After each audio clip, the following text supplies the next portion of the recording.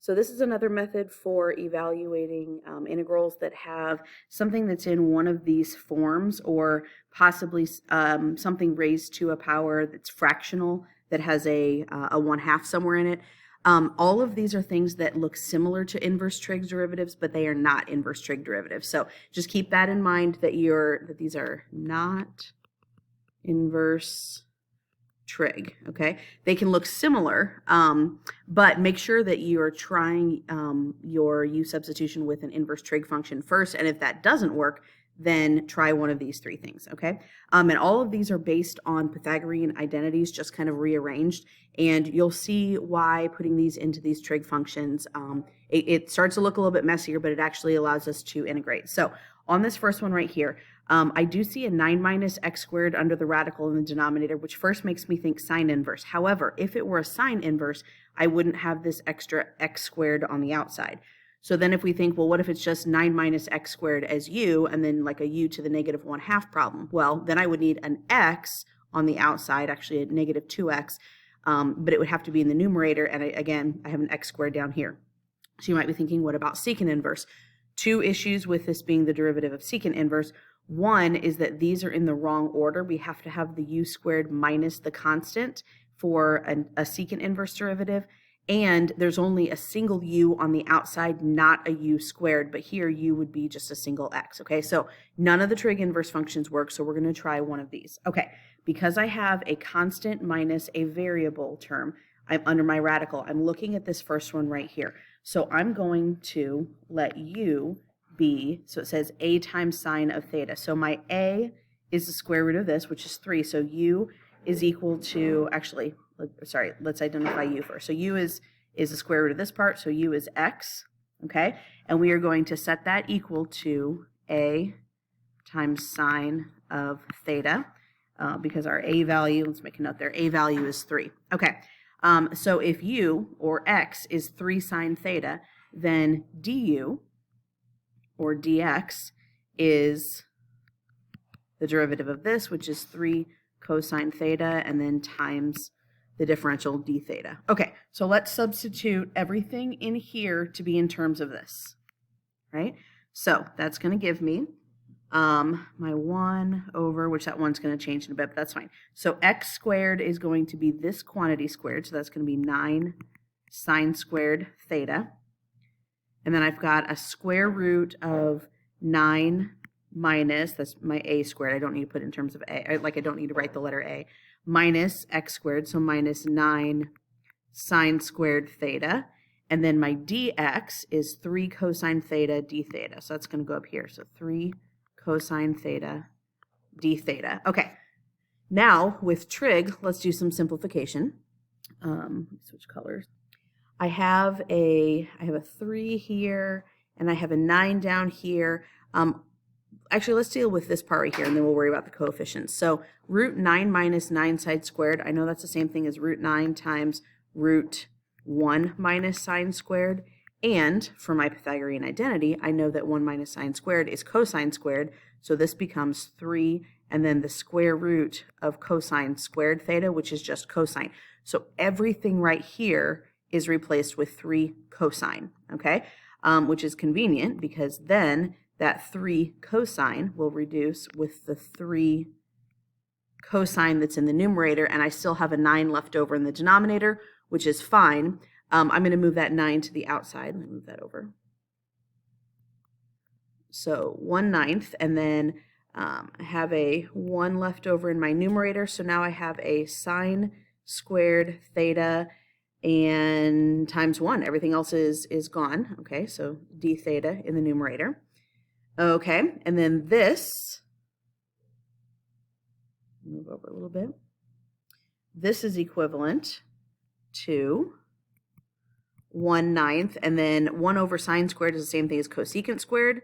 So cosecant squared theta, d theta, and cosecant squared is the derivative of cotangent squared, but I just need a negative. So I'm going to put a negative here and a negative here.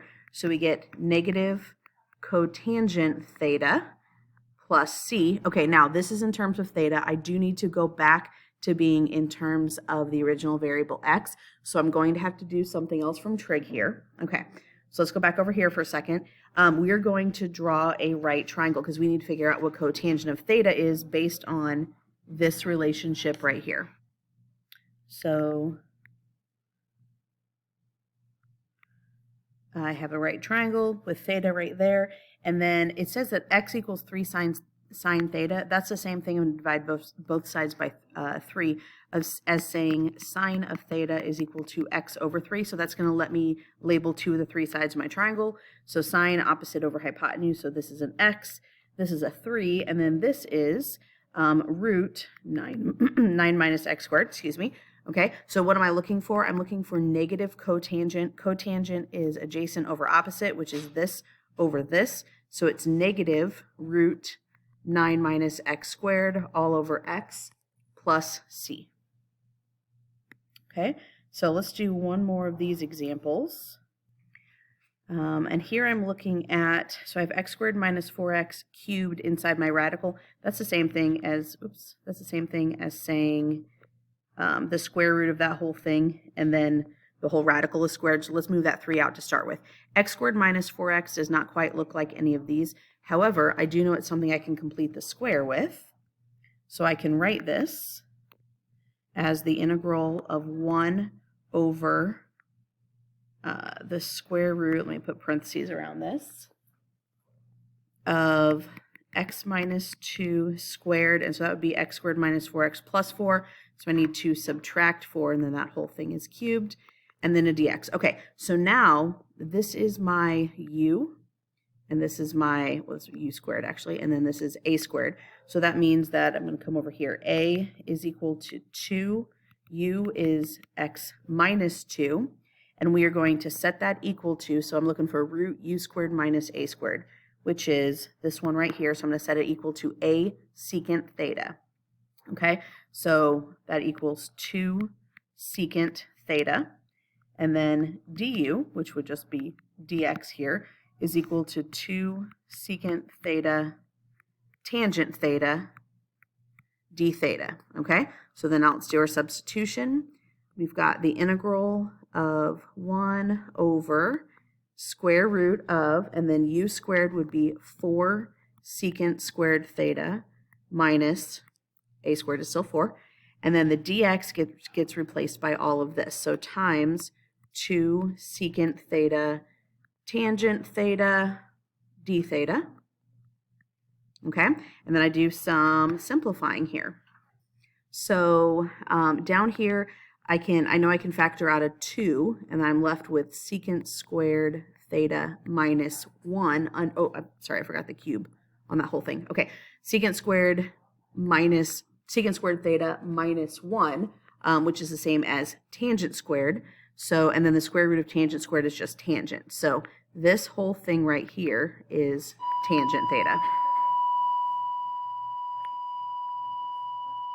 Sorry, there's a bell. Okay, so then this becomes the integral of, and then that tangent and this tangent are going to reduce the 2. Oh, nope, sorry. I have tangent, the square root of tangent squared, which is just tangent, but then that whole thing is cubed. Okay, so one of these will reduce, and this is actually a 2 cubed. Okay, so one of these will reduce, so I have 2 of those left. When I reduce with that one, I can take out one of the 2's, and there's a 4 left over. So let's put that in front. Let's write that as a 1/4 out here. So I'm left with secant theta in the numerator, and then down here I still have 2 tangents left over. So tangent squared theta, and then a d theta. Okay, so secant divided by tangent squared. So that's the same thing as having, this is cotangent, so I have cosine squared over sine squared, and then I have a cosine in the denominator, so those reduce.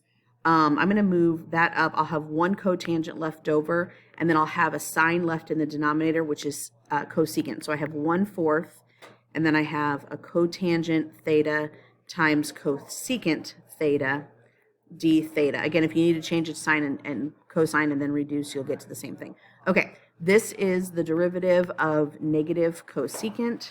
So that's over here. Actually, I'll do here. So that's negative 1/4. Whoops. cosecant theta plus c. We're going to come back here and draw our triangle to figure out what cosecant, let's move my 4, what cosecant is. Okay, so here's theta. From this original, I have that secant theta equals x minus 2 over 2. So that's hypotenuse over adjacent from theta. So hypotenuse is x minus 2. Adjacent is 2. And then this side is root x minus 2 squared minus 2 squared. Or we also know that that's equal to this. So you could put root x squared minus 4x in there if you want. Either form is fine. Okay, that's what you get if you expand that and add and subtract the 4's. Okay, so then cosecant, we come this way. Cosecant is equal to, so we have negative 1/4. Cosecant is hypotenuse over opposite, so x minus 2 over root x squared minus 4x, and then plus c. And that's my final answer.